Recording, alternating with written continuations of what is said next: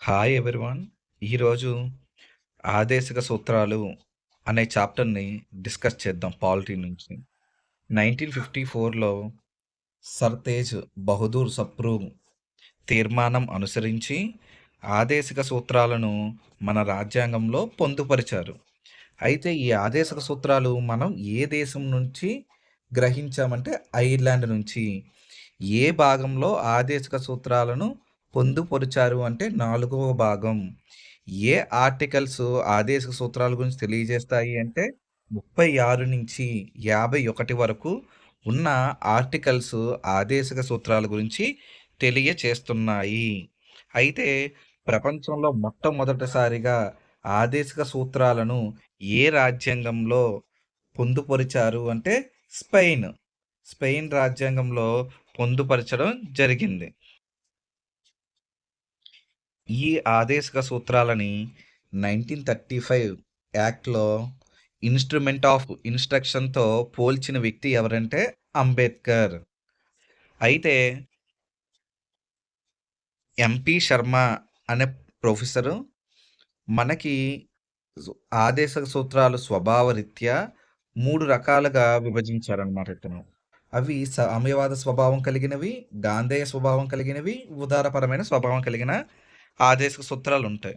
ఇప్పుడు అవి 1 by 1 discuss చేద్దాం. మనం ముందే చెప్పుకున్నాం 36 నుంచి 51 వరకు అధికరణలు ఆదేశక సూత్రాల గురించి తెలియజేస్తాయి అనేసి. ఇవి 1 బై 1 డిస్కస్ చేద్దాం. ఇవి ఎంపీ శర్మ చెప్పాం కదా ఆల్రెడీ 3 రకాలుగా విభజించారనేసి. అవి ఏంటో చూద్దాం. సామ్యవాద స్వభావం కలిగిన సామ్యవాద నియమాలు.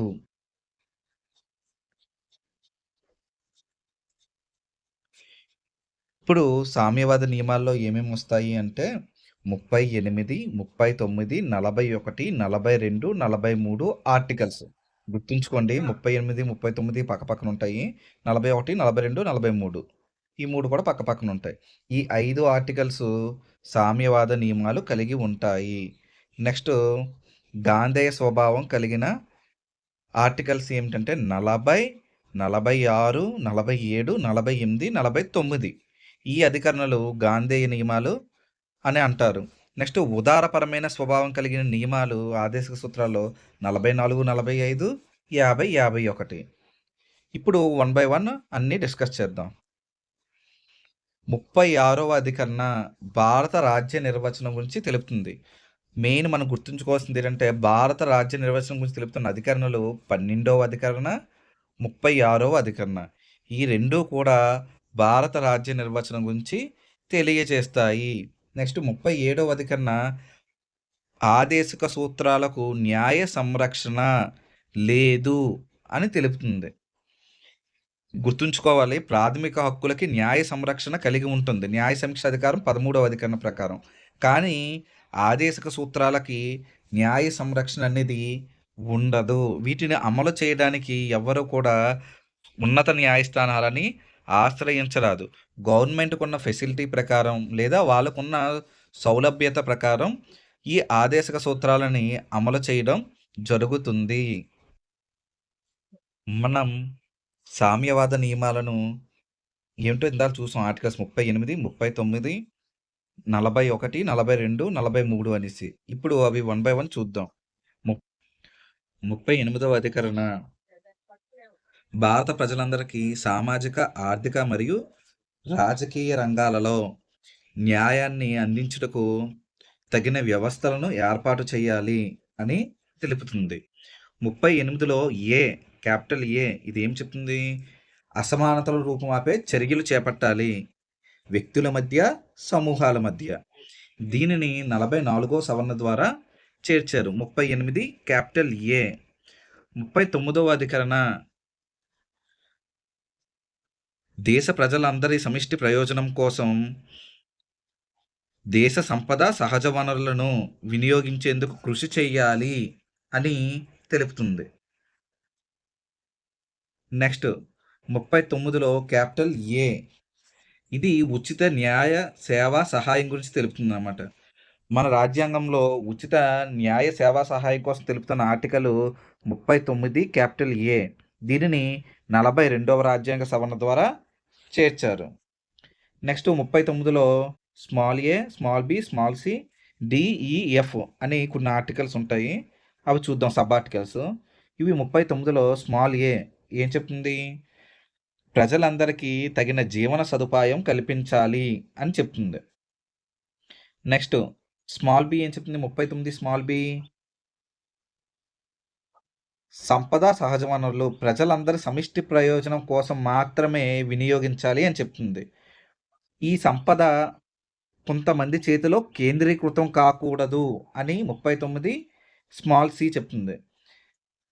స్త్రీ పురుషులిద్దరికీ సమాన వేతనం కల్పించాలి అని తెలుపుతున్న అధికరణ 39 డి క్లాస్ డి. నెక్స్ట్ ఎవ్వరూ కూడా అంటే కార్మికులు ఎవ్వరూ కూడా శరీర దారుఢ్యానికి మించిన పనులు చెయ్యరాదు అని తెలుపుతున్న అధికరణ 39 ఈ. నెక్స్ట్ 39 ఎఫ్ ఏం చెప్తుంది? యవ్వనంలోను, బాల్యంలోను, వృద్ధాప్యంలోను ఎలాంటి పీడనానికి గురి కాకుండా ప్రభుత్వాలు చూడాలి అని చెప్తున్న ఆర్టికల్ 39 ఎఫ్. దీన్ని 42వ రాజ్యాంగ సవరణ ద్వారా చేర్చారు. ఇప్పుడు ఒక్క షార్ట్ కట్లో ఒక్కసారి చూద్దాం. పైన మామూలుగా 39 సంపద సమిష్టి ప్రయోజనం కోసం వినియోగించాలి. 39 క్యాపిటల్ ఏ ఉచిత న్యాయ సేవా సహాయం అందించాలి. దీన్ని 42వ రాజ్యాంగ సవరణ ద్వారా చేర్చారు. ఇప్పుడు స్మాల్ ఏటి తగిన జీవన సదుపాయం కల్పించాలి. బి సమిష్టి ప్రయోజనం కోసం వనరులను వినియోగించాలి. సి కేంద్రీకృతం కాకుండా చూడాలి కొంతమంది చేతిలో. స్త్రీ పురుషులిద్దరికి సమాన వేతనం కల్పించాలి. డి ఈ శారీరక దారుఢ్యానికి మించిన పనులు చెయ్యరాదు ఎవరు కూడా. ఈ ఎఫ్ పీడనం గురి కాకుండా చూసుకోవాలి. ఇప్పుడు బాల్యంలోను, యవ్వనంలోను, వృద్ధాప్యంలోను. ఇది 39 ఆర్టికల్కి సంబంధించిన అంశాలు. ప్రభుత్వాలు తమ ఆర్థిక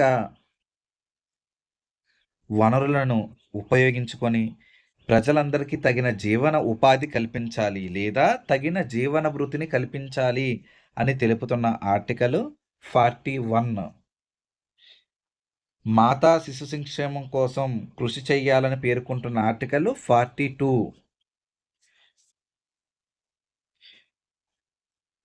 భారత రాజ్యాంగంలో కార్మిక సంక్షేమం గురించి తెలుపుతున్న అధికరణ 43. దీని ప్రకారం కార్మికుల యొక్క జీవనానికి సరిపడినంత వేతనాలు చెల్లించాలి. ఇందులో మనకి సబ్ క్లాసు ఏ, బి అని ఉంది. క్లాస్ ఏ, క్లాస్ బి. ఈ క్లాస్ ఏని 42వ రాజ్యాంగ సవరణ ద్వారా చేర్చారు. ఇది ఏం చెప్తుంది?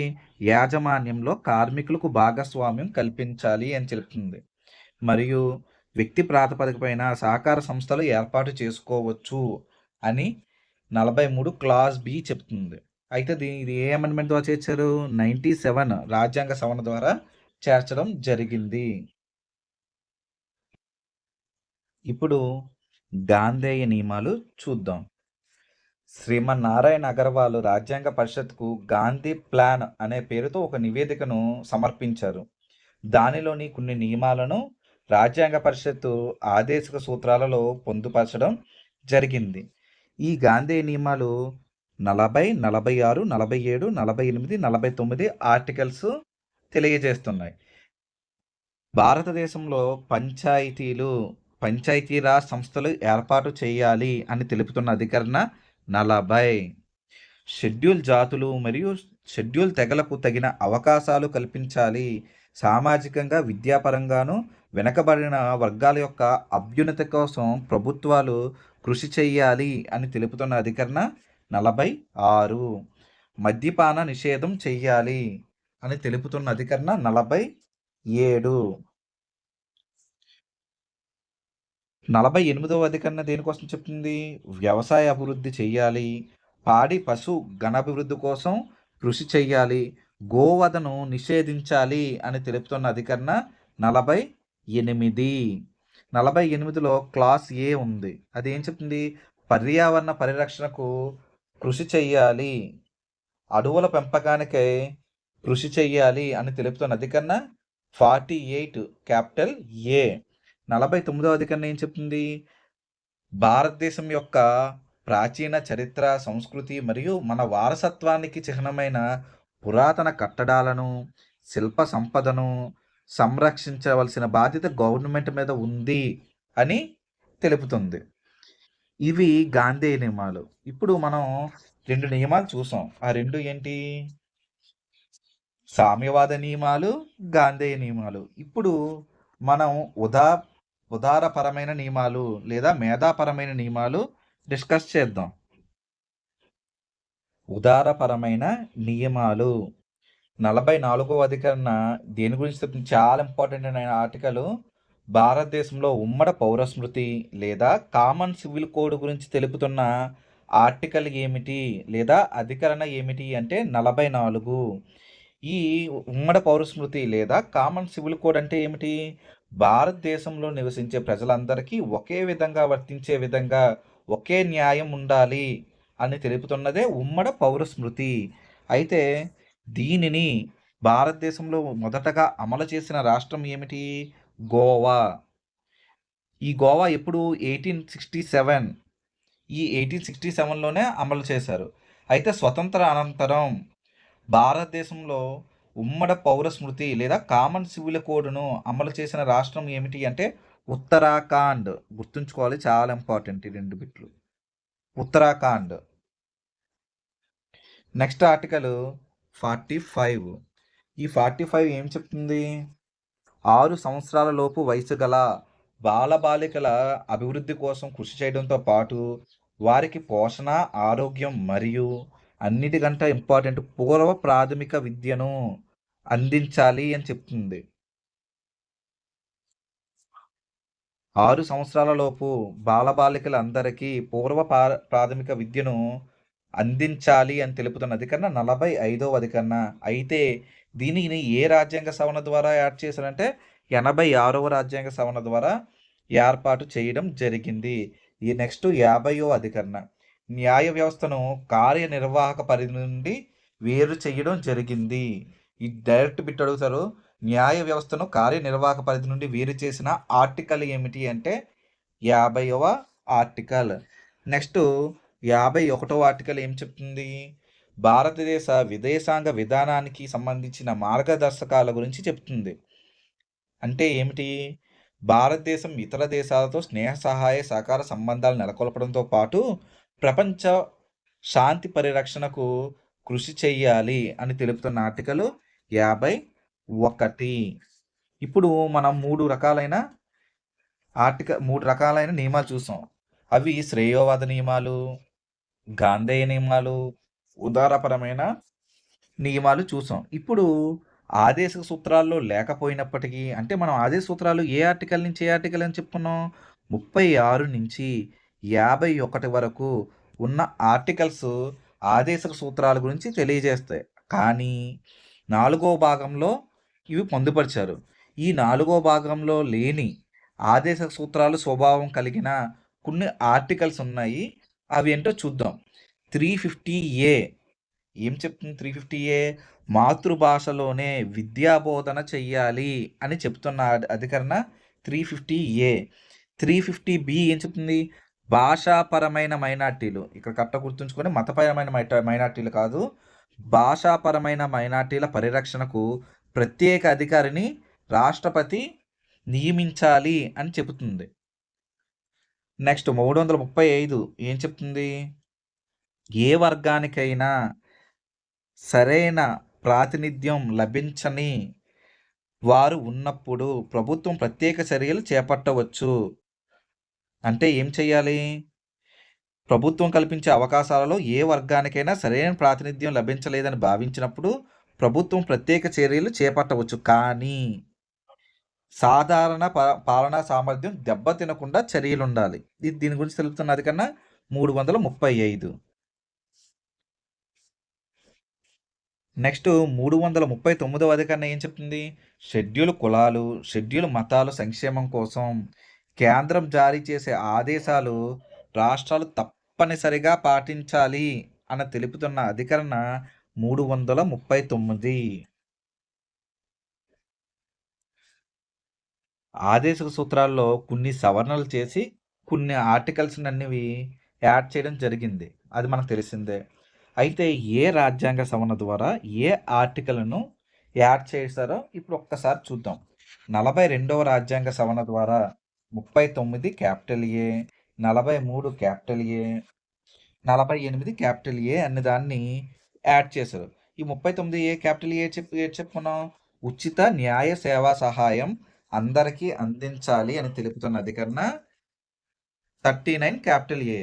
43 క్యాపిటల్ ఏ ఏం చెప్తుంది, యాజమాన్యంలో కార్మికులకు భాగస్వామ్యం కల్పించాలి అని తెలుపుతుంది. నెక్స్ట్ 48 ఏ అనే అధికరణ ఏం చెప్తుంది, అడవుల పెంపకానికై కృషి చెయ్యాలి అని తెలుపుతుంది. ఈ 42వ రాజ్యాంగ సవరణ ద్వారా ఈ 3 అధికరణలను ఆదేశిక సూత్రాల్లో పొందుపరిచారు. నెక్స్ట్ 44వ సవరణ ద్వారా 38లో ఒక నియమాన్ని పొందుపరిచారు. ఆ నియమం ఏమిటి, వ్యక్తుల మధ్య సమూహాల మధ్య పెరుగుతున్న అసమానతలను రూపుమాపే చర్యలు చేపట్టాలి అనేసి. నెక్స్ట్ 86వ రాజ్యాంగ సవరణ ద్వారా 45వ ఆర్టికల్లో పొందుపరిచి, 45వ ఆర్టికల్ దేని గురించి తెలుపుతుంది, ఆల్రెడీ చెప్పుకున్నాం, పూర్వ ప్రాథమిక విద్యను అందించాలి. ఎవరికి, 6 సంవత్సరాలు లోపు ఉన్న బాల బాలికలందరికీ పూర్వ ప్రాథమిక విద్యను అందించాలి. నెక్స్ట్ 97 రాజ్యాంగ సవరణ ద్వారా 43B అనే ఆర్టికల్ చేర్చారు. ఈ 43B ఆర్టికల్ ఏం చెప్తుంది, భారతదేశంలో సహకార సంస్థలను నెలకొల్పడానికి ప్రభుత్వం చర్యలను చేపట్టాలి అని తెలుపుతుంది. ఈ 4 రాజ్యాంగ సవరణల ద్వారా ఈ ఆర్టికల్స్ని చేర్చడం జరిగింది. అయితే ఈ ఆదేశిక సూత్రాల స్వభావం ఏమిటి, సకారాత్మకమైనది. మొన్న ప్రాథమిక హక్కుల క్లాస్ చెప్పినప్పుడు ఆల్రెడీ మనం డిస్కస్ చేసాం. ప్రాథమిక హక్కుల స్వభావం నకారాత్మకమైనది అయితే ఆదేశిక సూత్రాల స్వభావం సకారాత్మకమైనది. అంటే ప్రభుత్వాలు ఏమి చెయ్యాలో చెబుతుంది ఏవి, ఆదేశిక సూత్రాలు. అదే ప్రాథమిక హక్కులు అయితే నకారాత్మక స్వభావం కలిగి ఉన్నాయి, అంటే ప్రభుత్వాలు ఏమి చెయ్యకూడదో చెబుతుంది. నెక్స్ట్ ఆదేశిక సూత్రాలకి మరియు ప్రాథమిక హక్కులకి డిఫరెన్స్లు చూద్దాం కొద్దిగా.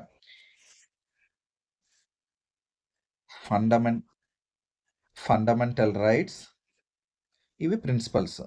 ఈ రెండింటికి డిఫరెన్స్ చూద్దాం కాస్త. ఇవి వ్యక్తికి స్వేచ్ఛ, రాజకీయ ప్రజాస్వామ్యాన్ని కల్పిస్తాయి. ఆదేశిక సూత్రాలు ఆర్థిక, సామాజిక ప్రజాస్వామ్యాన్ని సాధించడానికి కృషి చేస్తాయి. ఈ ప్రాథమిక హక్కులనేవి సకారాత్మక భావన కలిగి ఉంటాయి. ఇవి ఆదేశిక సూత్రాలు అనేవి ప్రాథమిక హక్కులు అనేవి నకారాత్మక స్వభావాన్ని కలిగి ఉంటాయి. ఆదేశిక సూత్రాలు సకారాత్మక లక్షణాలు కలిగి ఉంటాయి. ప్రాథమిక హక్కులు న్యాయ సంరక్షణ కలిగి ఉంటాయి 13వ అధికరణ ప్రకారం. ఆదేశ సూత్రాలు 37వ అధికరణ ప్రకారం న్యాయ సంరక్షణ అనేది లేదు. వీటి అమలు కోసం ప్రభుత్వం ప్రత్యేక చట్టాలు చేయవసరం లేదు ప్రాథమిక హక్కులకి. కానీ ఆదేశ సూత్రాల అమలు కోసం ప్రభుత్వాలు తప్పనిసరిగా చట్టాలు చెయ్యాలి.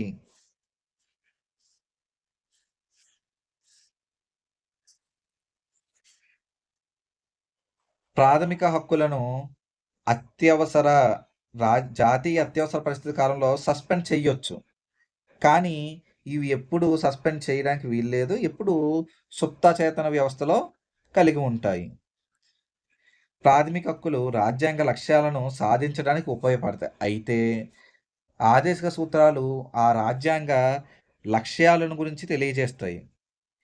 ఇవి సర్వకాలంలో అందుబాటులో ఉంటాయి, జాతీయ అత్యవసర పరిస్థితుల్లో తప్ప.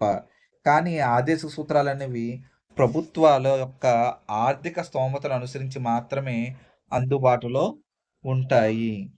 ఇవి వ్యక్తి ప్రాతిపదికన చేర్చబడినవి. ఏమిటి, ప్రాథమిక హక్కులు. ఆదేశిక సూత్రాలు అనేవి సమాజ ప్రాతిపదికన ఏర్పాటు చేశారు సమిష్టి ప్రయోజనం కోసం. మనకు తెలిసిందే, ప్రాథమిక హక్కులు యుఎస్ఏ నుంచి తీసుకున్నాం, ఆదేశిక సూత్రాలు ఐర్లాండ్ నుంచి తీసుకున్నాం. మీకు క్లాస్ నచ్చినట్లయితే లైక్ చేయండి, సబ్స్క్రైబ్ చేయండి, ఇంకా షేర్ చేయండి. Thank you.